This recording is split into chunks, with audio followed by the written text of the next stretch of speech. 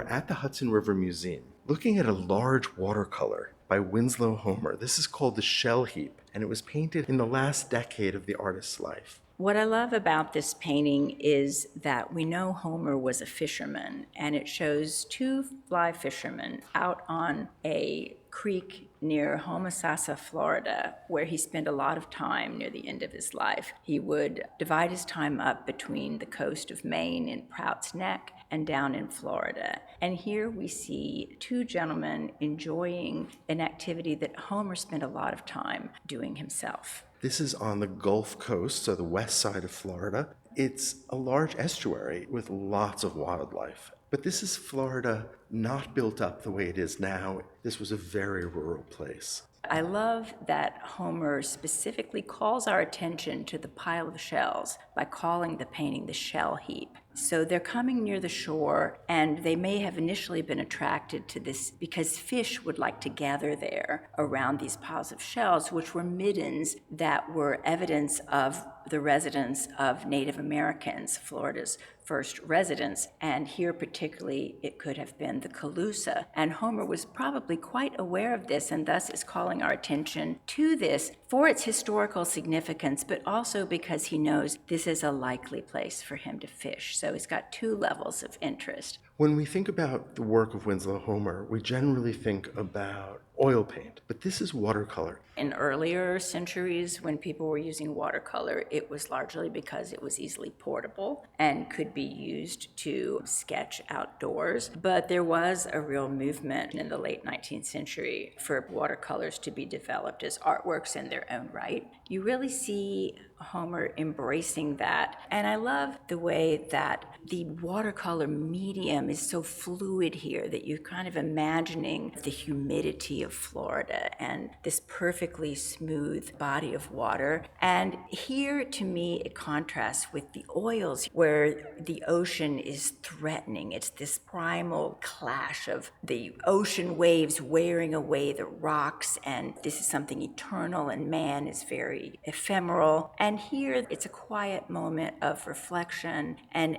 ability to spend time in nature in a more peaceful way. Homer really has mastered this media, and it's a very difficult medium to work in because there's no going back. In oil paint, which stays wet, you can scrape out the paint, you can rub it away, you can start over again, you can reblend it. With watercolor, once that color hits the paper, it's there, and there's almost nothing you can do about it. And look at the techniques that the artist is using. You've got transparent layers that are creating a sense of volume, a sense of depth, a sense of the movement of the fronds of those palms in the wind. But then he's also created these beautiful forms, like look at the arc of the rod and its line. It has a kind of elegance as it moves through space and actually comes towards us so that we might feel as if we could almost hear the plink as that lure is cast into the water. The trees are blowing one way, he's casting the other way. There's so much movement within that quietness.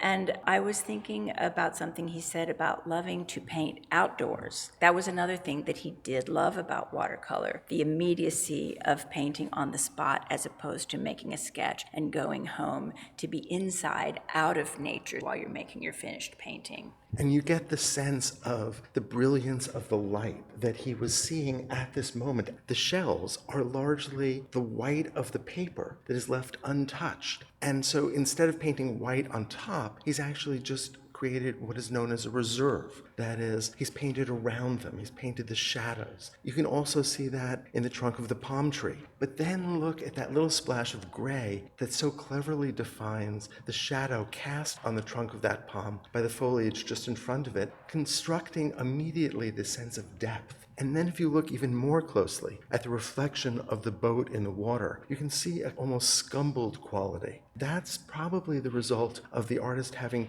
laid down a little bit of wax, maybe from a candle, having rubbed that against the surface so that the paper is less absorbent in that particular area. Look at the complexity of those greens. How many greens and yellows make up that foliage, set off against the blue of the water, and despite the looseness of this image, of the grasses behind the boat, of the shell in the left foreground, of the water. I feel as if I'm still on the edge of being able to make out the specific species of trees. There is a kind of specificity here, despite the looseness of his handling of the surface. He is showing you all the infinite details, even the Spanish moss hanging from the trees. I get the sense when I look at this, because of the quiet quality of the painting, that the artist is just really enjoying himself. He's enjoying being here, but he's enjoying looking closely and then sharing that vision on this piece of paper, and then ultimately sharing it with us.